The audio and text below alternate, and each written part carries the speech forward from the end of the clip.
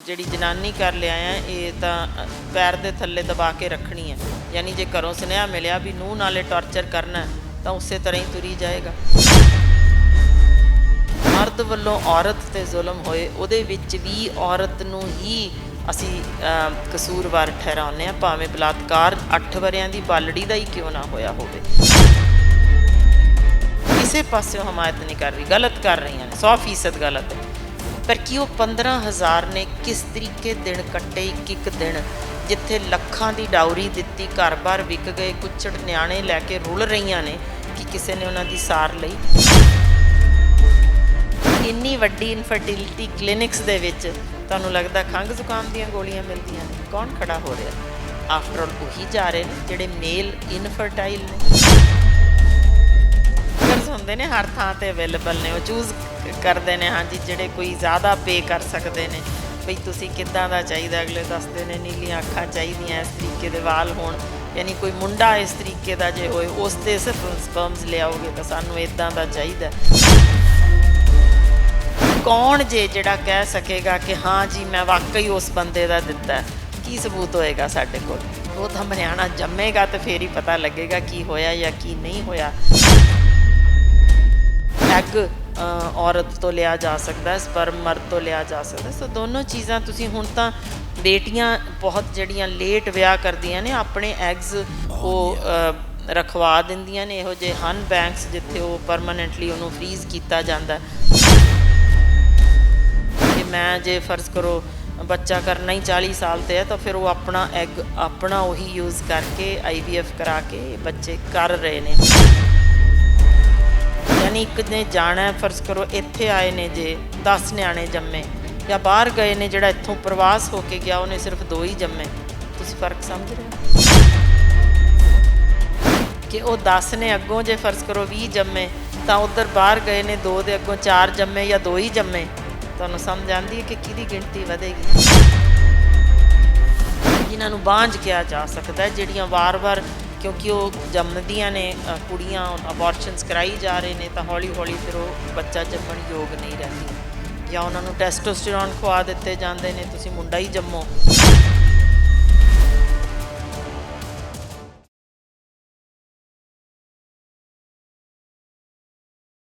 On air ਦੇਖ ਰਹੇ ਸਾਰੇ ਦਰਸ਼ਕਾਂ ਦਾ ਸਵਾਗਤ। ਮੈਂ ਹਾਂ ਪਰਵਿੰਦਰ ਸਿੰਘ ਚੱਡਾ।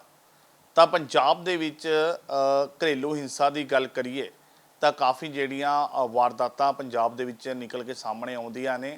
ਹਾਲਾਂਕਿ ਆਮ ਪਰਿਵਾਰਾਂ ਦੇ ਵਿੱਚ ਤਾਂ ਲਗਾਤਾਰ ਜਿਹੜੀ ਘਰੇਲੂ ਹਿੰਸਾ ਦੀਆਂ ਜਿਹੜੀਆਂ ਵਾਰਦਾਤਾਂ ਨੇ ਉਹ ਹੁੰਦੀਆਂ ਰਹਿੰਦੀਆਂ ਨੇ, ਪਰ ਹੁਣ ਇੱਕ ਪੰਜਾਬ ਦੇ MLA ਦੇ ਨਾਲ ਜਿਹੜੀ ਇੱਕ ਵਾਰਦਾਤ ਹੋਈ ਹੈ। ਹਾਲਾਂਕਿ ਉਸਨੂੰ ਅਸੀਂ ਆਪਣੇ TV ਚੈਨਲਸ ਰਾਹੀਂ ਉਹ ਵੀਡੀਓ ਅਸੀਂ ਨਹੀਂ ਦਿਖਾਈ, ਕਿਉਂਕਿ ਜਿਹੜਾ ਭਾਵੇਂ ਕੋਈ MLA ਹੈ, ਭਾਵੇਂ ਕੋਈ ਆਮ ਇਨਸਾਨ ਹੈ, ਹਰ ਇੱਕ ਦੇ ਘਰ ਦੀ ਇੱਕ ਇੱਜ਼ਤ ਹੈ ਉਹ ਬਰਕਰਾਰ ਰਹਿਣੀ ਚਾਹੀਦੀ ਹੈ। ਇਸ ਦੇ ਕਾਰਨ ਅਸੀਂ ਉਹ ਵੀਡੀਓ ਆਪਣੇ ਚੈਨਲ ਸੇ ਜਿਹੜੀ ਨਹੀਂ ਪ੍ਰਸਾਰਿਤ ਕੀਤੀ ਗਈ। ਪਰ ਅਜਿਹੇ ਘਰੇਲੂ ਹਿੰਸਾ ਦੇ ਜਿਹੜੇ ਮਾਮਲੇ ਹੈ ਉਹਨਾਂ ਦੇ ਵਿੱਚ ਲਗਾਤਾਰ ਕਿਉਂ ਵਾਧਾ ਹੁੰਦਾ ਜਾ ਰਿਹਾ ਹੈ, ਅਤੇ ਕੁਛ ਉਹਨਾਂ ਨੌਜਵਾਨ ਮੁੰਡੇ ਕੁੜੀਆਂ ਦੀ ਗੱਲ ਕਰਾਂਗੇ ਜਿਹੜੇ ਨੌਜਵਾਨ ਇੱਥੋਂ ਆਈਲੈਟਸ ਕਰਵਾ ਕੇ ਉਸ ਤੋਂ ਬਾਅਦ ਵਿਆਹ ਕਰਵਾ ਕੇ ਕੁੜੀ ਤਾਂ ਬਾਹਰ ਜਿਹੜਾ ਪਹੁੰਚ ਜਾਂਦੀ ਹੈ ਕਈ ਲੱਖ ਲਾ ਕੇ, ਪਰ ਨੌਜਵਾਨਾਂ ਨੂੰ ਇੱਥੇ ਪਿੱਛੇ ਜਿਹੜਾ ਦਰਦ ਝੱਲਣਾ ਪੈਂਦਾ। ਕਈ ਸੁਸਾਈਡਸ ਨੇ ਜਿਹੜੀਆਂ ਸਾਹਮਣੇ ਆਈਆਂ ਨੇ। ਤਾਂ ਸਾਰੇ ਇਹਨਾਂ ਮੁੱਦਿਆਂ 'ਤੇ ਅੱਜ ਗੱਲਬਾਤ ਕਰਨ ਦੇ ਲਈ ਸਾਡੇ ਨਾਲ ਡਾਕਟਰ ਹਰਸ਼ਿੰਦਰ ਕੌਰ ਨੇ। ਹਮੇਸ਼ਾ ਬੇਬਾਕ ਤਰੀਕੇ ਦੇ ਨਾਲ ਪੰਜਾਬ ਦੀਆਂ ਕਹਿ ਲਈਏ ਸਮਾਜਿਕ ਜਿੰਨੇ ਵੀ ਸਾਡੇ ਤਾਣਾ ਬਾਣੇ ਦੇ ਵਿੱਚ ਗੱਲਾਂ ਹੁੰਦੀਆਂ ਨੇ ਉਹਨਾਂ 'ਤੇ ਹਮੇਸ਼ਾ ਹੀ ਕਟਾਚ ਦੇ ਨਾਲ ਗੱਲ ਕਰਦੇ ਆਏ ਨੇ ਡਾਕਟਰ ਹਰਸ਼ਿੰਦਰ ਕੌਰ। ਉਹਨਾਂ ਦੇ ਨਾਲ ਅੱਜ ਗੱਲਬਾਤ ਕਰਾਂਗੇ। ਮੈਮ ਬਹੁਤ ਬਹੁਤ ਸਵਾਗਤ। ਬਹੁਤ ਧੰਨਵਾਦ ਜੀ, ਤੁਸੀਂ ਮੈਨੂੰ ਆਪਣੇ TV 'ਤੇ ਸਮਾਂ ਦਿੱਤਾ, ਅਤੇ ਜਿੰਨੇ ਵੀ ਸਾਨੂੰ ਸੁਣ ਰਹੇ ਨੇ, ਵੇਖ ਰਹੇ ਨੇ, ਸਭਨਾਂ ਨੂੰ ਨਿੱਘੀ ਫਤਿਹ। ਮੈਮ ਕੀ ਕਾਰਨ ਕੀ ਬਣ ਗਏ ਨੇ? ਜੇ ਅੰਕੜਿਆਂ ਦੀ ਗੱਲ ਕਰਾਂ, ਲਗਾਤਾਰ ਅੰਕੜੇ ਵੱਧ ਰਹੇ ਨੇ, ਪੰਜਾਬ ਨੇ, ਹਿੰਦੁਸਤਾਨ ਨੇ, ਵਰਲਡ ਦੇ ਤੱਕ ਜੇ ਕਰਾਂ ਅੰਕੜੇ ਇਹਨਾਂ ਦੀ, ਇਹ ਕਿਉਂ ਵੱਧ ਰਹੇ ਨੇ? ਆਖਰ ਕਾਰਨ ਕੀ ਬਣਦੇ ਨੇ ਕਿ ਹਰ ਵਾਰ ਮਰਦ ਹੀ ਕੋਈ ਕਸੂਰਵਾਰ ਹੁੰਦਾ ਹੈ ਕਿ ਔਰਤ ਕੋਈ ਕਸੂਰਵਾਰ ਹੁੰਦੀ ਹੈ? ਦੇਖੋ, ਪਹਿਲੀ ਗੱਲ ਤਾਂ ਘਰੇਲੂ ਹਿੰਸਾ ਸਿਰਫ ਪੰਜਾਬ ਜਾਂ ਹਿੰਦੁਸਤਾਨ ਦੀ ਗੱਲ ਨਹੀਂ, ਦੁਨੀਆ ਦੇ ਹਰ ਹਿੱਸੇ ਵਿੱਚ ਹੈ, ਜੋ ਕਿ ਯੂਨਾਈਟਿਡ ਨੇਸ਼ਨਸ ਵੱਲੋਂ ਹੀ ਕਹਿ ਦਿੱਤਾ ਗਿਆ ਕਿ ਕੋਈ ਵੀ ਔਰਤ ਦੁਨੀਆ ਭਰ ਵਿੱਚ ਕਿਤੇ ਵੀ ਸੁਰੱਖਿਅਤ ਨਹੀਂ ਮੰਨੀ ਜਾ ਸਕਦੀ। ਇਹ ਬੀਜਿੰਗ ਡੈਕਲੇਰੇਸ਼ਨ 'ਚ ਯੂਨਾਈਟਿਡ ਨੇਸ਼ਨਸ ਦੀ ਸਟੇਟਮੈਂਟ ਹੈ। ਸੋ ਇਸ ਪੱਖੋਂ ਤਾਂ ਆਪਾਂ ਕਲੀਅਰ ਹਾਂ ਕਿ ਔਰਤ ਪ੍ਰਤੀ ਹੁੰਦੇ ਜੁਰਮ ਕਿਸੇ ਵੀ ਥਾਂ 'ਤੇ ਘੱਟ ਨਹੀਂ ਹਨ। ਦੂਸਰਾ ਅਹਿਮ ਮੁੱਦਾ ਕਿ ਕੀ ਇਹ ਵੱਧ ਰਹੇ ਨੇ, ਜਿੰਨਾ ਕੁ ਮੇਰੇ ਧਿਆਨ ਵਿੱਚ ਪੁਰਾਣਾ ਲਿਟਰੇਚਰ ਜਦੋਂ ਆਪਾਂ ਦੇਖ ਲਈਏ, ਬਹੁਤ ਪੁਰਾਣੇ ਰੋਮਨ ਸਮਿਆਂ ਤੋਂ ਵੀ ਜਿੰਨੇ ਕੁ ਵੀ ਜ਼ਿਕਰ ਲੱਭਦੇ ਨੇ, ਔਰਤ ਉੱਤੇ ਹੁੰਦੇ ਤਸ਼ੱਦਦ ਬਾਰੇ ਜ਼ਿਕਰ ਇਸ ਕਾਰਨ ਨਹੀਂ ਸੀ ਕੀਤਾ ਜਾਂਦਾ ਕਿ ਮੰਨ ਲਈ ਗਈ ਸੀ ਔਰਤ ਗੁਲਾਮ ਹੈ ਅਤੇ ਔਰਤ ਆਵਾਜ਼ ਨਹੀਂ ਸੀ ਚੁੱਕਿਆ ਕਰਦੀ। ਸੋ ਇਸੇ ਲਈ ਘਰੇਲੂ ਹਿੰਸਾ ਦੇ ਅੰਕੜੇ ਤਾਂ ਲਿਆਉਣੇ ਹੀ ਕਿਤੇ ਜ਼ਰੂਰਤ ਨਹੀਂ ਸੀ, ਕਿਉਂਕਿ ਉਹਦੇ ਨੱਕ ਵਿੱਚ ਪਾਉਣਾ ਕੋਈ ਗਹਿਣਾ ਜਾਂ ਕੰਨਾਂ ਵਿੱਚ ਪਾਉਣੇ ਜਾਂ ਪੈਰਾਂ 'ਚ ਪਜੇਬਾਂ ਪਾਉਣੀਆਂ, ਅਸੀਂ ਅੱਜ ਭਾਵੇਂ ਉਹਨੂੰ ਅਸੀਂ ਆਪਣੀ ਖੂਬਸੂਰਤੀ ਦਾ ਸ਼ਿੰਗਾਰ ਦਾ ਕੋਈ ਹਿੱਸਾ ਮੰਨ ਲਿਆ, ਪਰ ਇਹ ਅਸਲ ਵਿੱਚ ਬਣੇ ਸਨ ਗੁਲਾਮੀ ਦੀਆਂ ਨਿਸ਼ਾਨੀਆਂ ਸੀ ਕਿ ਇਹ ਪਾ ਕੇ ਰੱਖੇ ਗਏ ਨੇ, ਆ ਕੜੇ ਪਾ ਦਿੱਤੇ ਜਾਂ ਇਹਦੇ ਨੱਕ ਨੂੰ ਵਿੰਨ ਦਿੱਤਾ, ਇਹ ਦਿਖਾਉਣ ਲਈ ਕਿ ਇਹ ਹੁਣ ਸਾਡੀ ਗੁਲਾਮ ਹੈ। ਸੋ ਗੁਲਾਮਾਂ ਨਾਲ ਜੋ ਵਿਹਾਰ ਕੀਤਾ ਜਾਂਦਾ ਸੀ, ਅਤੇ ਔਰਤ ਨੂੰ ਸਦੀਆਂ ਭਰ ਇਹੀ ਪੁਸ਼ਤ ਦਰ ਪੁਸ਼ਤ ਸੁਨੇਹਾ ਮਿਲਦਾ ਸੀ ਕਿ ਤੂੰ ਸਹਿਣਾ ਹੀ ਹੈ, ਤੇਰੇ ਕਿਸਮਤ ਹੀ ਇਹੋ ਹੈ, ਤੇਰਾ ਜਨਮ ਹੋਇਆ ਹੀ ਇਸੇ ਲਈ ਹੈ ਕਿ ਤੂੰ ਪਤੀ ਦੀ ਸੇਵਾ ਕਰਨੀ ਹੈ ਜਾਂ ਮਰਦ ਦੀ ਅਧੀਨਗੀ ਹੀ ਤੂੰ ਉਹਦੇ ਵਿੱਚ ਰਹਿਣਾ। ਸੋ ਉਹੀ ਕਾਰਨ ਸੀ ਕਿ ਕਦੇ ਵੀ ਇਹੋ ਜਿਹੇ ਅੰਕੜਿਆਂ ਦੀ ਨਾ ਕਦੇ ਗੱਲ ਹੋਈ, ਨਾ ਕਦੇ ਇਹ ਜ਼ਿਕਰ ਹੋਇਆ ਕਿ ਹਿੰਸਾ ਔਰਤ ਉੱਤੇ ਹੋ ਵੀ ਰਹੀ ਹੈ, ਕਿਉਂਕਿ ਇਹਨੂੰ ਇੱਕ ਨੋਰਮਲ ਜਿਹਾ ਵਿਹਾਰ ਮੰਨ ਲਿਆ ਗਿਆ ਸੀ, ਸਮਾਜਿਕ ਵਿਹਾਰ। ਜਿਵੇਂ ਜਿਵੇਂ ਔਰਤ ਪ੍ਰਤੀ ਉਹਨੂੰ ਆਪਣੇ ਪ੍ਰਤੀ ਜਾਗਰਤੀ ਹੋਈ ਜਾਂ ਕੋਈ ਔਰਤ ਆਵਾਜ਼ ਚੁੱਕਣ ਲੱਗੀ, ਤਾਂ ਫਿਰ ਉਹਨੂੰ ਚੁੜੇਲ ਕਹਿ ਕੇ, ਤੁਹਾਨੂੰ ਪਤਾ ਹੀ ਹੈ ਕਿ ਕਿਸ ਤਰੀਕੇ ਯੂਰਪ ਦੇ ਵਿੱਚ ਸਾੜ ਵੀ ਦਿੱਤਾ ਗਿਆ। ਅਨੇਕਾਂ ਇਸ ਤਰੀਕੇ ਦੀਆਂ ਘਟਨਾਵਾਂ ਜਿਨ੍ਹਾਂ ਵਿੱਚ ਔਰਤ ਨੂੰ ਡੁਬੋ ਵੀ ਸਮੁੰਦਰ ਵਿੱਚ ਦਿੱਤਾ ਜਾਂਦਾ ਸੀ, ਗਲੇ ਦੁਆਲੇ ਪੱਥਰ ਬੰਨ੍ਹ ਕੇ, ਹੱਥ ਪੈਰ ਬੰਨ੍ਹ ਕੇ ਸੁੱਟ ਦੇਣਾ ਜਾਂ ਸਾੜ ਦੇਣਾ, ਜਾਂ ਬਹੁਤ ਕੁਛ ਅਜਿਹਾ ਹੋਇਆ।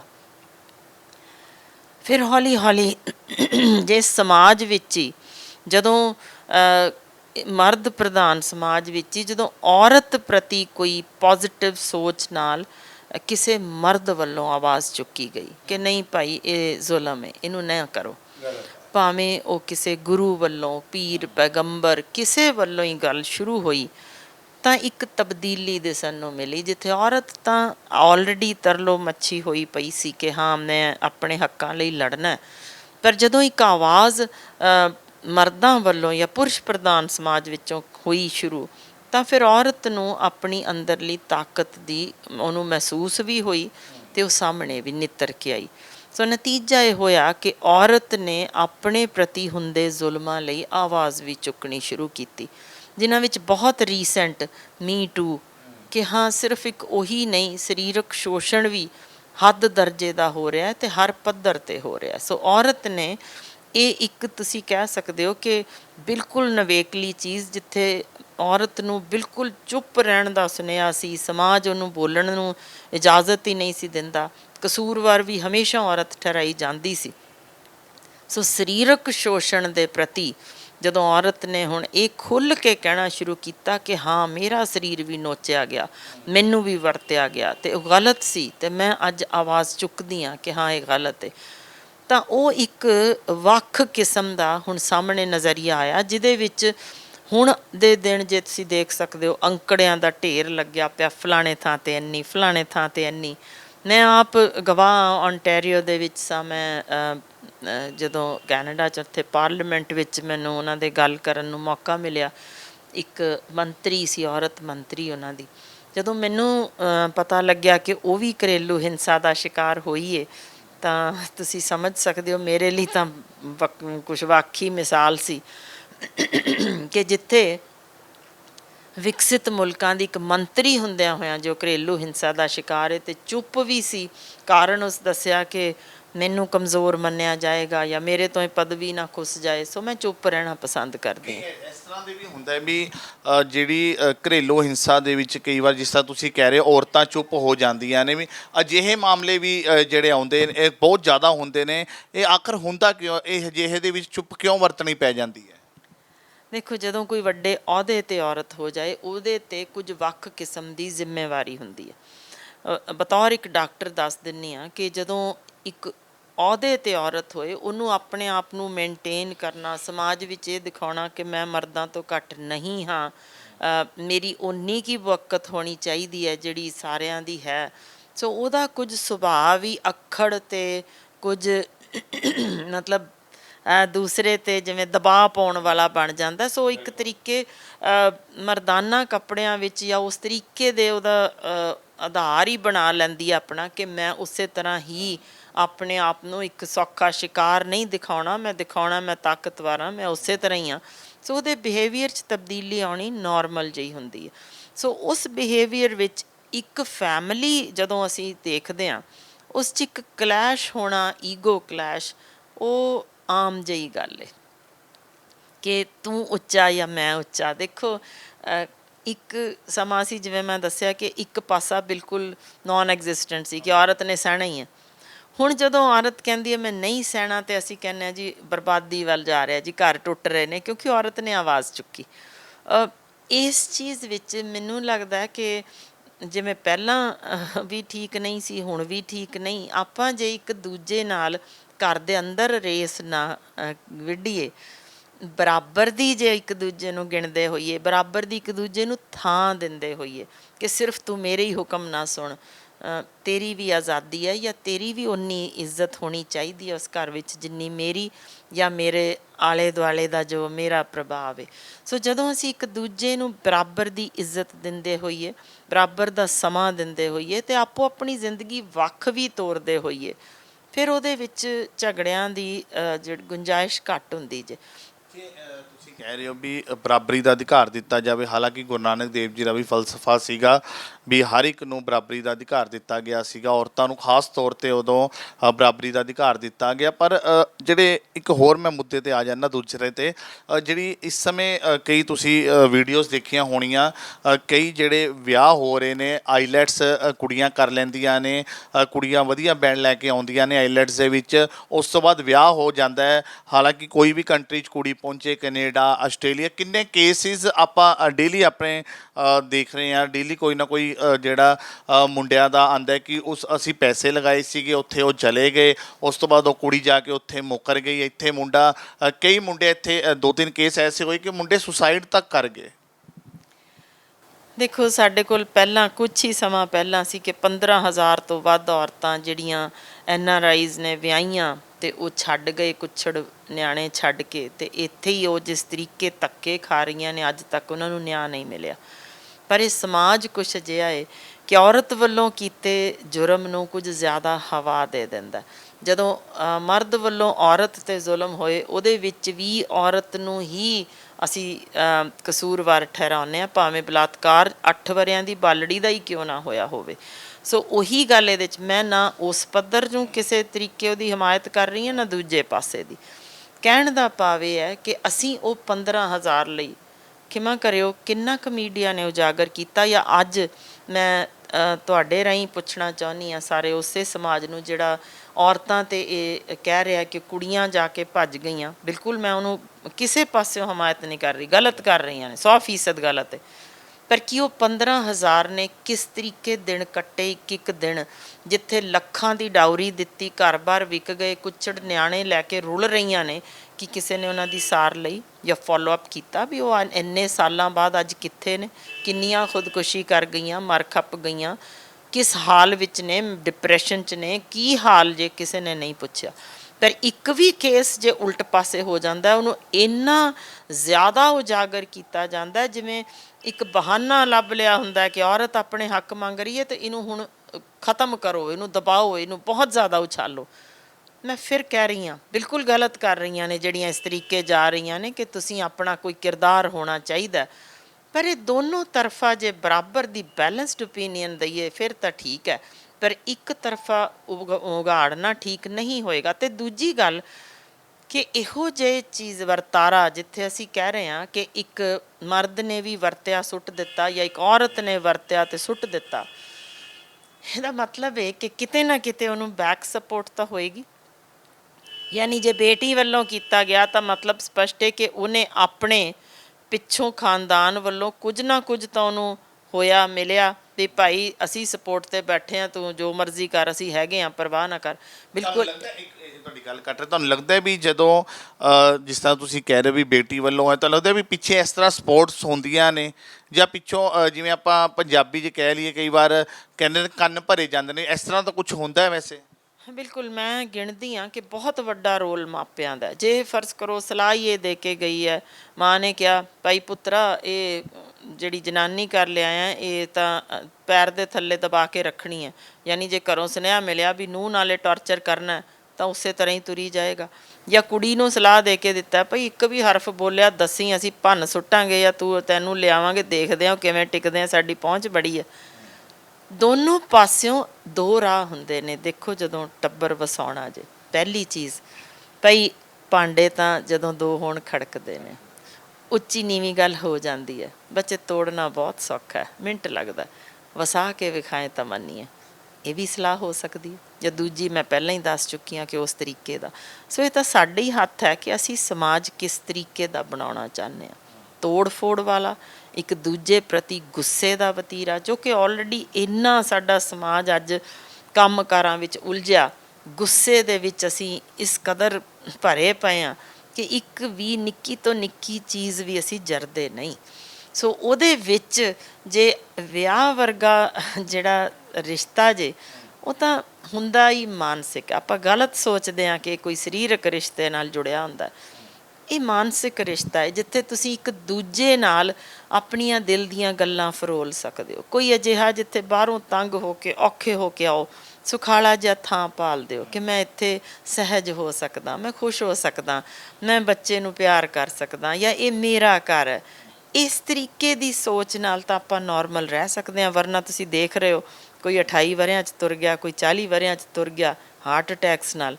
ਇਹ ਤਾਂ ਕੋਈ ਗੱਲ ਵਧੀਆ ਹੋ ਨਹੀਂ ਰਹੀ। ਇੱਕ ਹੋਰ ਗੱਲ ਇੱਥੇ ਕਰਨਾ ਚਾਹਾਂਗੇ, ਪੰਜਾਬੀ ਲਗਾਤਾਰ ਬਾਹਰ ਜਿਹੜਾ ਮੂਵ ਹੋ ਰਹੇ ਨੇ, ਕਿਉਂਕਿ ਅੱਜ ਕੱਲ੍ਹ ਜਿੰਨੇ ਵੀ ਯੂਥ ਲਾ ਲਈਏ 12 ਜਮਾਤਾਂ ਤੋਂ ਬਾਅਦ ਆਈਲੈਟਸ ਤੋਂ ਬਾਅਦ ਸਿੱਧਾ ਬਾਹਰ ਜਾ ਰਹੇ ਨੇ। ਕਿਧਰੇ ਨਾ ਕਿਧਰੇ ਇਹ ਗੱਲਾਂ ਵੀ ਨਿਕਲ ਕੇ ਸਾਹਮਣੇ ਆ ਰਹੀਆਂ ਨੇ ਕਿ ਨਸਲ ਜਿਣਸ ਬਦਲੀ ਜਾ ਰਹੀ ਹੈ ਪੰਜਾਬੀਆਂ ਦੀ ਵੀ। ਬਹੁਤ ਜ਼ਿਆਦਾ ਇਸ ਤਰ੍ਹਾਂ ਦੀਆਂ ਜਿਹੜੀਆਂ ਤੁਸੀਂ ਤਾਂ ਪਹਿਲਾਂ ਵੀ ਇਸ ਗੱਲਾਂ ਦੇ ਉੱਤੇ ਪੂਰਾ ਬਿਊਰਾ ਦਿੱਤਾ ਸੀਗਾ ਸਾਰੀ ਇਸ ਜਿਹੜੇ ਮੁੱਦੇ ਦੇ ਉੱਤੇ। ਆਖਰ ਇਹ ਕਿਉਂ ਹੋ ਰਿਹਾ ਤੇ ਕਿਵੇਂ ਹੋ ਰਿਹਾ? ਦੇਖੋ ਇਹ ਕੋਈ ਅੱਜ ਦਾ ਵਰਤਾਰਾ ਨਹੀਂ ਜੇ। ਜਦੋਂ ਹਿਟਲਰ ਨੇ ਬਦਲਾ ਲੈਣਾ ਸੀ ਨਾ ਯਹੂਦੀਆਂ ਤੋਂ, ਉਹਨੇ ਇੱਕੋ ਹੀ ਗੱਲ ਕੀਤੀ ਸੀ ਕਿ ਹਮਲਾ ਕਰੋ, ਅਤੇ ਆਪਣੇ ਸਿਪਾਹੀਆਂ ਨੂੰ, ਆਪਣੇ ਫੌਜੀਆਂ ਨੂੰ ਸਪਸ਼ਟ ਕਹਿ ਦਿੱਤਾ ਸੀ ਕਿ ਕੋਈ ਵੀ ਔਰਤ ਕਿਤੇ ਵੀ ਮਿਲੇ ਕੈਦ ਕਰੋ, ਅਤੇ ਉਦੋਂ ਤੱਕ ਉਹਦਾ ਬਲਾਤਕਾਰ ਕਰੋ ਜਦ ਤੱਕ ਗਰਭ ਨਹੀਂ ਠਹਿਰ ਜਾਂਦਾ। ਇਸ ਕਦਰ ਹਜ਼ਾਰਾਂ ਲੱਖਾਂ 'ਚ ਉਦੋਂ ਇਹ ਔਰਤਾਂ ਦਾ ਸਰੀਰਕ ਸ਼ੋਸ਼ਣ ਹੋਇਆ ਸੀ ਕਿ ਅੱਜ ਤਾਈਂ ਵੀ ਬਹੁਤ ਸਾਰੇ ਹਿੱਸੇ ਨੇ ਦੁਨੀਆ 'ਚ ਜਿੱਥੇ ਉਹੀ ਜੀਨ ਅੱਜ ਵੀ ਲੱਭ ਰਿਹਾ ਜੇ। ਯਾਨੀ ਦਾ ਮਤਲਬ ਹੈ ਕਿ ਜਦੋਂ ਅਸੀਂ ਜੈਨੇਟਿਕ ਤਬਦੀਲੀ ਲਿਆਉਣੀ ਹੋਏ ਤਾਂ ਕਿਸੇ ਵੀ ਇਸ ਤਰ੍ਹਾਂ ਦਾ ਜੋ ਅਸੀਂ ਐਕਸ ਜਾਂ ਵਾਈ ਦਾ ਸੁਮੇਲ ਜਿਸ 'ਚ ਅਸੀਂ ਗੜਬੜੀ ਕਰਨਾ ਚਾਹੀਏ, ਤਾਂ ਉਹ ਉਸ ਥਾਂ ਦੇ ਮਤਲਬ ਜਿਸ ਥਾਂ 'ਤੇ ਲੋਕ ਰਹਿ ਰਹੇ ਨੇ ਉਸ 'ਚ ਤਬਦੀਲੀ ਲਿਆਉਣੀ ਹੋਏ ਤਾਂ ਇਸ ਤਰੀਕੇ ਦਾ ਵਰਤਾਰਾ ਹਰ ਕਿਸਮ ਦੀਆਂ ਜੰਗਾਂ ਵਿੱਚ ਜਾਂ ਹਰ ਥਾਂ 'ਤੇ ਜਿੱਥੇ ਵੀ ਦੰਗੇ ਹੋਏ ਨੇ ਇਹ ਕੀਤਾ ਜਾਂਦਾ ਰਿਹਾ। ਜਦੋਂ ਬਹੁਤ ਵੱਡੀ ਪੱਧਰ 'ਤੇ ਇਹ ਚੀਜ਼ਾਂ ਸ਼ੁਰੂ ਹੋ ਜਾਣ, ਯਾਨੀ ਇੱਕ ਐਕਸ ਅਤੇ ਇੱਕ ਵਾਈ ਦੇ ਵਿੱਚ ਜਦੋਂ ਇੰਨੀ ਵੱਡੀ ਪੱਧਰ 'ਤੇ ਤਬਦੀਲੀ ਹੋ ਜਾਏ ਕਿ ਤੁਸੀਂ ਫਰਜ਼ ਕਰੋ ਜੀਨ ਤੁਸੀਂ ਲਿਆ ਰਹੇ ਹੋ ਕੋਈ ਯੂਪੀ ਤੋਂ ਜਾਂ ਆਸਾਮ ਤੋਂ ਜਾਂ ਬਿਹਾਰ ਤੋਂ ਪੰਜਾਬ ਦੇ ਨਾਲ ਜੁੜ ਰਹੇ ਹੋਣ, ਤਾਂ ਉਹਨਾਂ ਵਿੱਚ ਕੁਝ ਤਾਂ ਬਿਮਾਰੀਆਂ ਹੀ ਹੁੰਦੀਆਂ ਨੇ ਜੋ ਜੈਨੇਟਿਕ ਇੱਕ ਤੋਂ ਦੂਜੇ ਤੱਕ ਜਾ ਕੇ ਮਾਰੂ ਸ਼ੁਰੂ ਹੋ ਸਕਦੀਆਂ ਹੁੰਦੀਆਂ ਨੇ, ਜਿਹਦੇ ਨਾਲ ਕਿਸੇ ਇੱਕ ਪ੍ਰਜਾਤੀ ਦਾ ਖਾਤਮਾ ਤੱਕ ਸੰਭਵ ਹੈ। ਸਾਡੇ ਕੋਲ ਐਗਜ਼ਾਮਪਲਸ ਨੇ, 323 ਪ੍ਰਜਾਤੀਆਂ ਇਸ ਦੁਨੀਆ ਨੂੰ ਅਲਵਿਦਾ ਕਹਿ ਗਈਆਂ ਕਿਉਂਕਿ ਉਹ ਧੀਆਂ ਮਾਰਨ ਨੂੰ ਤਰਜੀਹ ਦਿੰਦੇ ਸਨ, ਅਤੇ ਉਹਦੀ ਥਾਂ 'ਤੇ ਜਿਸ ਤਰੀਕੇ ਬਾਹਰੋਂ ਲਿਆਈਆਂ ਜਾਂਦੀਆਂ ਸਨ ਉਹ ਹੌਲੀ ਹੌਲੀ ਉਹ ਸਾਰਾ ਦਾ ਸਾਰੇ ਉਹ ਪ੍ਰਜਾਤੀ ਤਬਾਹ ਹੋ ਗਈ, ਉਹਦਾ ਨਾਮੋ ਨਿਸ਼ਾਨ ਇਸ ਦੁਨੀਆ 'ਤੇ ਨਹੀਂ ਹੈ। ਇਹੀ ਕੁਝ ਹੁਣ ਕਿ ਸਾਨੂੰ ਨੂੰ ਬਾਹਰੋਂ ਚਾਹੀਦੀ ਹੈ ਜਾਂ ਸਾਡੀ ਧੀ ਜਾਏਗੀ ਉਹ ਬਾਹਰਲੇ ਨਾਲ ਵਿਆਹੇਗੀ, ਠੀਕ ਹੈ, ਇਹ ਰੂਟੀਨ ਵਰਤਾਰਾ ਹਮੇਸ਼ਾ ਤੋਂ ਤੁਰਦਾ ਰਿਹਾ। ਪਰ ਉਹਦੇ ਵਿੱਚ ਜਦੋਂ ਅਸੀਂ ਕਹੀਏ ਵੀ ਸੈਂਕੜਿਆਂ 'ਚ ਹੋਇਆ ਕੋਈ ਫਰਕ ਨਹੀਂ, ਹਜ਼ਾਰਾਂ 'ਚ ਹੋਇਆ ਕੋਈ ਗੱਲ ਨਹੀਂ, ਪਰ ਜਦੋਂ ਗਿਣਤੀ ਲੱਖਾਂ ਤੱਕ ਟੱਪਣ ਲੱਗ ਜਾਏ ਕਿ ਇਹ ਹੁਣ ਬਹੁਤ ਵੱਡੀ ਗਿਣਤੀ ਤਰਜੀਹ ਦੇਣ ਲੱਗ ਗਈਆਂ ਨੇ ਕਿ ਇਸ ਤੋਂ ਬਾਹਰ ਕੁੜੀਆਂ ਵੀ ਬਾਹਰ ਜਾਣਾ ਚਾਹੁੰਦੀਆਂ ਨੇ ਜਾਂ ਮੁੰਡੇ ਬਾਹਰੋਂ ਹੋਰ ਲਿਆਉਣਾ ਚਾਹੁੰਦੇ ਨੇ, ਤਾਂ ਉਹ ਇੱਕ ਟਰਨਓਵਰ ਹੋ ਜਾਂਦਾ ਪੂਰਾ, ਜਿਸ 'ਚ ਗੜਬੜੀ ਹੋ ਸਕਦੀ ਹੈ, ਜਿਸ ਵਿੱਚ ਹੁਣ ਇੱਕ ਵਾਰਨਿੰਗ ਜੋ ਇਸ਼ੂ ਕੀਤੀ ਜਾ ਰਹੀ ਹੈ ਕਿ ਬਹੁਤ ਜ਼ਿਆਦਾ ਮੇਰੀ ਤਾਂ ਤੁਸੀਂ ਦੇਖੋ, ਮੇਰੀ ਗੱਲ ਤਾਂ ਛੱਡ ਹੀ ਦਿਓ, ਤੁਸੀਂ ਆਪ ਮੀਡੀਆ ਵਿੱਚੋਂ ਪਿੰਡ ਪਿੰਡ ਅੱਜ ਕੱਲ੍ਹ ਤਾਂ ਇਸ਼ਤਿਹਾਰ ਦੇਖ ਸਕਦੇ ਹੋ ਇਨਫਰਟੀਲਿਟੀ ਕਲੀਨਿਕਸ ਦੇ। ਮੇਰੀ ਤਾਂ ਨਹੀਂ ਨਾ ਉਹ ਹੈ, ਤੁਸੀਂ ਆਪ ਮੰਨਦੇ ਹੋ ਕਿ ਨਹੀਂ ਪਹਿਲਾਂ ਦੱਸੋ। ਇੰਨੀ ਵੱਡੀ ਇਨਫਰਟੀਲਿਟੀ ਕਲੀਨਿਕਸ ਦੇ ਵਿੱਚ ਤੁਹਾਨੂੰ ਲੱਗਦਾ ਖੰਘ ਜ਼ੁਕਾਮ ਦੀਆਂ ਗੋਲੀਆਂ ਮਿਲਦੀਆਂ ਨੇ? ਕੌਣ ਖੜਾ ਹੋ ਰਿਹਾ? ਆਫਟਰ ਆਲ ਉਹੀ ਜਾ ਰਹੇ ਨੇ ਜਿਹੜੇ ਮੇਲ ਇਨਫਰਟਾਈਲ ਨੇ। ਤੇ ਜਿਨ੍ਹਾਂ ਇੱਕ ਹੋਰ ਗੱਲ ਕਰਨਾ ਚਾਹਾਂਗਾ, ਤੁਸੀਂ ਮੇਲਸ ਦੀ ਗੱਲ ਕੀਤੀ ਕਿ ਪੰਜਾਬ ਦੇ ਜਿਹੜੇ ਮੁੰਡਿਆਂ ਤੇ ਉਹ ਨਸ਼ਾ ਭਾਰੂ ਹੋ ਰਿਹਾ ਜਾਂ ਕੋਈ ਇਸ ਤਰ੍ਹਾਂ ਦਾ ਲਾ ਲਈਏ ਵੀ ਰੁਝਾਨ ਇਸ ਤਰ੍ਹਾਂ ਦੇ ਹੋ ਗਏ ਨੇ? ਨਹੀਂ, ਦੇਖੋ ਦੋ ਧਾਰੀ ਤਲਵਾਰ ਜੇ, ਨਸ਼ੇ ਤਾਂ ਸਾਨੂੰ ਬੇੜਾ ਗਰਕ ਸਾਡਾ ਕਰ ਹੀ ਰਹੇ ਨੇ। ਤੁਸੀਂ ਸ਼ਾਇਦ ਹੈਰਾਨ ਹੋਵੋ ਜੇ ਮੈਂ ਦੱਸਾਂ ਕਿ ਯੂਕੇ ਵਿੱਚ ਤਾਂ ਕਈ ਕਾਲੋਨੀਜ਼ ਤੱਕ ਕੇ ਘਰਾਂ ਦੇ ਘਰ ਛੱਡੇ ਹੋਏ ਨੇ ਕਿ ਨਸ਼ੇੜੀ ਇੱਥੇ ਰਹਿੰਦੇ ਨੂੰ ਕਦੇ ਕਲੇਮ ਨਹੀਂ ਕਰਦੇ ਅਸੀਂ ਨਸ਼ਾ ਖਤਮ ਕਰ ਰਹੇ ਹਾਂ। ਯਾਨੀ ਦੁਨੀਆ ਭਰ ਵਿੱਚ ਨਸ਼ੇ ਕਰਨ ਵਾਲਿਆਂ ਦੀ ਕੋਈ ਗਿਣਤੀ ਹੀ ਨਹੀਂ ਕੀਤੀ ਜਾ ਸਕਦੀ, ਬਹੁਤ ਭਾਰੀ ਗਿਣਤੀ ਜੇ। ਕੈਨੇਡਾ 'ਚ ਵੀ ਇੱਕ ਹੈ ਥਾਂ ਇਹੋ ਜਿਹੇ ਏਰੀਆ ਜਿੱਥੇ ਉਹ ਪਏ ਨੇ ਸੜਕਾਂ 'ਤੇ ਹੀ, ਵੈਨ ਆਉਂਦੀ ਉਹਨੂੰ ਨਸ਼ੇ ਪ੍ਰੋਵਾਈਡ ਕਰਕੇ ਜਾਂ ਟੀਕੇ ਲਾ ਕੇ ਚਲੀ ਜਾਂਦੀ ਹੈ। ਯਾਨੀ ਉਹ ਕਲੇਮ ਨਹੀਂ ਕਰਦੇ ਅਸੀਂ ਨਸ਼ਾ ਖਤਮ ਕਰ ਰਹੇ ਹਾਂ, ਇਹ ਕਰ ਰਹੇ ਨੇ, ਬਲਕਿ ਉਹਨਾਂ ਨੂੰ ਪ੍ਰੋਟੈਕਟਿਵ ਜਾਂਦਾ ਜੀ ਆ ਇੰਨਾ ਢੇਰ ਲੱਗਿਆ ਪਿਆ ਨਸ਼ੇ ਵਾਲਿਆਂ ਦਾ, ਇਹਨਾਂ ਨੂੰ ਕੋਈ ਹੈਪੇਟਾਈਟਸ ਬੀ ਦਾ ਕੋਈ ਹੋਰ ਟੀਕੇ ਲਾਣੇ ਜੇ ਬਚਾਉਣ ਵਾਲੇ ਤਾਂ ਇਹ ਲਾ ਦਿੱਤੇ ਜਾਣ। ਯਾਨੀ ਉਹਨਾਂ ਨੂੰ ਛੱਡ ਦਿੱਤਾ ਗਿਆ ਕਿ ਹਾਂ ਨਹੀਂ ਇਸ ਪਾਸੇ ਦੇ। ਅਸੀਂ ਕੁਛ ਉਹੀ ਚੀਜ਼ ਆਪਣੇ ਇਸ ਪਾਸੇ ਦੇਖ ਰਹੇ ਹਾਂ ਜਿੱਥੇ ਇੱਕ ਪਾਸਾ ਤਾਂ ਨਸ਼ਾ ਸਾਨੂੰ ਚੱਬ ਰਿਹਾ ਹੈ, ਦੂਜੇ ਪਾਸੇ ਸਾਡੇ ਜਿਹੜੇ ਕਸਰਤ ਕਰਨ ਵਾਲੇ ਪਾਸੇ ਰੁਝਾਨ ਵੀ ਹੈ, ਉਹ ਐਨਾਬੋਲਿਕ ਸਟੀਰੋਇਡਸ ਜਾਂ ਹੋਰ ਬਹੁਤ ਸਾਰੀਆਂ ਚੀਜ਼ਾਂ ਇਹੋ ਜਿਹੀਆਂ ਵਰਤਣ ਲੱਗ ਗਏ ਨੇ ਨੌਜਵਾਨ, ਜਿਹੜੀਆਂ ਉਹਨਾਂ ਨੂੰ ਹੌਲੀ ਹੌਲੀ ਨਪੁੰਸਕ ਬਣਾ ਰਹੀਆਂ ਨੇ, ਜਿਨ੍ਹਾਂ ਵਿੱਚ ਕੁਛ ਜੈਨੇਟਿਕ ਰੋਗ ਵੀ ਨੇ, ਕੁਛ ਨੇ ਜਿਨ੍ਹਾਂ ਨੂੰ ਜਿਵੇਂ ਕੰਨ ਪੇੜੇ ਵਰਗੀ ਚੀਜ਼ ਹੋ ਜਾਣੀ, ਉਹ ਵੀ ਇਹੋ ਜਿਹੇ ਬਚਪਨ 'ਚ ਹਿਸਟਰੀ ਲਓ ਤਾਂ ਇਹ ਕਰ ਦਿੰਦੇ ਨੇ ਇਨਫਰਟਾਈਲ। ਪਰ ਮੈਂ ਸਪਸ਼ਟ ਕਰ ਦਿਆਂ ਕਿ ਇਕੱਲੇ ਮਰਦ ਨਹੀਂ, ਸਾਡੇ ਭਾਰੀ ਗਿਣਤੀ ਔਰਤਾਂ ਵੀ ਨੇ ਜਿਨ੍ਹਾਂ ਨੂੰ ਬਾਂਝ ਕਿਹਾ ਜਾ ਸਕਦਾ, ਜਿਹੜੀਆਂ ਵਾਰ-ਵਾਰ ਕਿਉਂਕਿ ਉਹ ਜੰਮਦੀਆਂ ਨੇ ਕੁੜੀਆਂ, ਅਬੋਰਸ਼ਨਸ ਕਰਾਈ ਜਾ ਰਹੇ ਨੇ ਤਾਂ ਹੌਲੀ ਹੌਲੀ ਫਿਰ ਉਹ ਬੱਚਾ ਜੰਮਣ ਯੋਗ ਨਹੀਂ ਰਹਿੰਦੀਆਂ, ਜਾਂ ਉਹਨਾਂ ਨੂੰ ਟੈਸਟੋਸਟੇਰੋਨ ਖਵਾ ਦਿੱਤੇ ਜਾਂਦੇ ਨੇ ਤੁਸੀਂ ਮੁੰਡਾ ਹੀ ਜੰਮੋ। ਸੋ ਮੇਲ ਸੈਕਸ ਹਾਰਮੋਨ ਉਹ ਵੀ ਉਹਨਾਂ ਨੂੰ ਬਿਮਾਰੀ ਦਾ ਆਧਾਰ ਬਣ ਰਿਹਾ, ਜਿਹਦੇ ਕਿ PGI ਆਲ ਇੰਡੀਆ ਇੰਸਟੀਚਿਊਟ ਜਾਂ ਗੁਰੂ ਨਾਨਕ ਦੇਵ ਯੂਨੀਵਰਸਿਟੀ ਦੇ ਸਾਇੰਟਿਸਟ ਨੇ ਇਹ ਸਪਸ਼ਟ ਕਰ ਦਿੱਤਾ ਹੈ, ਕੇਸ ਆ ਵੀ ਰਹੇ ਨੇ ਕਿ ਉਹ ਬੱਚਾ ਨਾ ਮੁੰਡਾ ਰਹਿੰਦਾ ਨਾ ਕੁੜੀ, ਕਿਉਂਕਿ ਮਾਂ ਨੇ ਟੈਸਟੋਸਟੇਰੋਨ ਲਏ ਹੁੰਦੇ ਨੇ। ਕੇਸਿਸ ਆਲਰੇਡੀ ਛਪ ਚੁੱਕੇ ਜਰਨਲਸ 'ਚ। ਸੋ ਇਹੋ ਜਿਹਾ ਜਦੋਂ ਵਰਤਾਰਾ ਹੋ ਜਾਏ ਜਿੱਥੇ ਤੁਸੀਂ ਸਪਰਮਸ ਤੁਹਾਨੂੰ ਲੈਣੇ ਪੈਣ ਕਿਸੇ ਤੋਂ, ਕਈ ਘਰ ਨੇ ਜਿਨ੍ਹਾਂ ਨੇ ਆਪਣੀ ਜੇਠ ਜਾਂ ਦਿਓਰ ਵਿੱਚੋਂ ਲੈ ਲੈਂਦੇ ਨੇ, ਕੇਸ ਹਨ। ਪਰ ਜਦੋਂ ਤੁਹਾਡੇ ਜਿਸ ਤਰ੍ਹਾਂ ਤੁਸੀਂ ਦੱਸ ਰਹੇ ਸਪਰਮਸ ਲੈਣੇ ਪੈ ਜਾਣ, ਇਸ ਤਰ੍ਹਾਂ ਦਾ ਸਟੱਡੀ ਹੋਈ ਹੈ, ਕੋਈ ਕੇਸ ਆਏ ਨੇ? ਦੇਖੋ ਇਹ ਇੰਨੀ ਕੁ ਮੈਂ ਪਹਿਲਾਂ ਹੀ ਦੱਸ ਦਿਆਂ ਕਿ ਇਸ ਦੇ ਜੋ ਰੂਲ ਵੀ ਨੇ ਉਹਦੇ ਅਕੋਰਡਿੰਗਲੀ ਟੋਟਲ ਇਸ ਨੂੰ ਯਾਨੀ ਬਿਲਕੁਲ ਕਿਸੇ ਨੂੰ ਇਹ ਦੱਸਿਆ ਨਹੀਂ ਜਾ ਸਕਦਾ। ਦੁਨੀਆ ਭਰ ਦਾ ਕਾਨੂੰਨ ਹੈ ਕਿ ਕੌਣ ਪਿਓਏ ਕਿਹਨੇ ਦਿੱਤੇ ਨੇ, ਇਹ ਬਿਲਕੁਲ ਨਹੀਂ ਦੱਸਿਆ ਜਾਂਦਾ ਪੇਸ਼ੈਂਟ ਨੂੰ, ਤਾਂ ਨਾ ਉਹਨੂੰ ਦੱਸਿਆ ਜਾਂਦਾ ਜਿਹਨੇ ਸਪਰਮ ਡੋਨੇਟ ਕੀਤੇ ਨੇ, ਕਿਉਂਕਿ ਇਹ ਟੋਟਲ ਸੀਕ੍ਰੇਸੀ ਹੁੰਦੀ ਹੈ ਕਿ ਕੱਲ੍ਹ ਨੂੰ ਫਰਜ਼ ਕਰੋ ਇੱਕੋ ਹੀ ਬੰਦੇ ਨੇ ਜੇ 80 ਅੱਗੋਂ ਨਿਆਣੇ ਉਹਦੇ ਜੰਮ ਚੁੱਕੇ ਹੋਏ ਨੇ, ਕੱਲ੍ਹ ਨੂੰ ਉਹ ਕਲੇਮ ਕਰਨ ਚਲਾ ਜਾਏ ਕਿ ਮੇਰੇ ਬੱਚੇ ਨੇ 80 ਟੱਬਰਾਂ ਦੇ ਮੈਂ ਲੈਣੇ ਨੇ, ਆ ਸਾਰੀ ਜਾਇਦਾਦ ਮੇਰੇ ਨਾਲ ਆਏਗੀ। ਸੋ ਇਹ ਨਹੀਂ ਸੰਭਵ। ਸੋ ਦੁਨੀਆ ਭਰ ਵਿੱਚ ਇਹ ਚੀਜ਼ ਟੋਟਲ ਸੀਕ੍ਰੇਸੀ 'ਚ ਹੁੰਦੀ ਹੈ ਕਿ ਕਿਸ ਦੇ ਸਪਰਮਸ ਆਏ ਅਤੇ ਉੱਥੋਂ ਕਿੰਨੇ ਅੱਗੋਂ ਬੱਚੇ ਉਸ ਸਪਰਮਸ ਵਿੱਚੋਂ ਜੰਮੇ, ਇਹ ਨਹੀਂ ਬਿਲਕੁਲ ਓਪਨ ਕੀਤੀ ਜਾ ਸਕਦੀ। ਪਰ ਇਹ ਸਟੱਡੀ ਇਸੇ ਕਰਕੇ ਬਿਲਕੁਲ ਸੀਕ੍ਰੇਸੀ ਵਿੱਚ ਹੁੰਦੀ ਹੈ। ਪਰ ਇੱਥੋਂ ਪਤਾ ਲੱਗ ਜਾਂਦਾ ਕਿ ਡੋਨੇਸ਼ਨ ਕਰਨ ਕੌਣ ਜਾ ਰਹੇ ਨੇ, ਵੱਡੀ ਗਿਣਤੀ 'ਚ ਕੌਣ ਪਹੁੰਚ ਰਹੇ ਨੇ, ਉਹ ਜ਼ਰੂਰ ਸਾਨੂੰ ਡਾਕਟਰਸ ਨੇ ਸਾਰੇ ਆਪਸ 'ਚ ਗੱਲ ਹੋ ਜਾਂਦੀ ਹੈ, ਗੱਲ ਨਿਕਲਦੀ ਵੀ ਹੈ ਆਰਾਮ ਨਾਲ ਕਿ ਭਾਰੀ ਗਿਣਤੀ ਵਿੱਚ ਇਹ ਸਾਡੇ ਪ੍ਰਵਾਸੀ ਵੀਰਾਂ ਵੱਲੋਂ ਹੋ ਰਹੀ ਜੇ। ਪ੍ਰਵਾਸੀਆਂ ਦੀ ਗੱਲ ਕਰਾਂ, ਹਾਲਾਂਕਿ ਵੱਡੀ ਗਿਣਤੀ ਦੇ ਵਿੱਚ ਲੁਧਿਆਣੇ ਜੇ ਗੱਲ ਕਰਾਂ 7-8 ਲੱਖ ਦੇ ਕਰੀਬ ਵੋਟਰ ਕਾਰਡ ਬਣ ਚੁੱਕੇ ਨੇ ਪ੍ਰਵਾਸੀਆਂ ਦੇ। ਚਲੋ ਕੋਈ ਨਾ, ਕੰਮ ਕਰ ਰਹੇ ਨੇ, ਉਹ ਆਪਣਾ ਕੰਮ ਲਈ ਇੱਥੇ ਆਏ ਨੇ। ਅਸੀਂ ਵੀ, ਸਾਡੇ ਪੰਜਾਬ ਵਾਲੇ ਬਾਹਰ ਜਾ ਰਹੇ ਨੇ, ਉਹ ਕੰਮ ਲਈ ਇੱਥੇ ਆ ਰਹੇ ਨੇ, ਉਹ ਕੋਈ ਗੱਲ ਨਹੀਂ। ਪਰ ਤੁਹਾਨੂੰ ਲੱਗਦਾ ਵੀ ਪ੍ਰਵਾਸੀਆਂ ਦੇ ਸਪਰਮਸ ਜਿਹੜੇ ਕਿ ਹੁਣ ਲਏ ਜਾ ਰਹੇ ਨੇ? ਮੈਂ ਤੁਹਾਨੂੰ ਇਹੀ ਦੱਸ ਰਹੀ ਹਾਂ ਕਿ ਇਹ ਜਿੰਨੀ ਕੁ ਚੀਜ਼ ਸਾਡੇ ਸਾਹਮਣੇ ਆ ਰਹੀ ਹੈ, ਜੋ ਕਿ 2018 ਵਿੱਚ ਤਾਂ ਇਹ ਖੈਰ ਫੁੱਲ ਪੇਪਰ ਇੱਕ ਨੈਸ਼ਨਲ ਅੰਗਰੇਜ਼ੀ ਦੀ ਅਖਬਾਰ ਵਿੱਚ ਪਬਲਿਸ਼ ਵੀ ਹੋ ਚੁੱਕਿਆ, ਜਿਨ੍ਹਾਂ ਨੇ ਇਹੋ ਜਿਹੀ ਸਰਵੇਖਣ ਜਾ ਕੇ ਕੀਤਾ ਇਹ ਸੈਂਟਰਾਂ 'ਚ।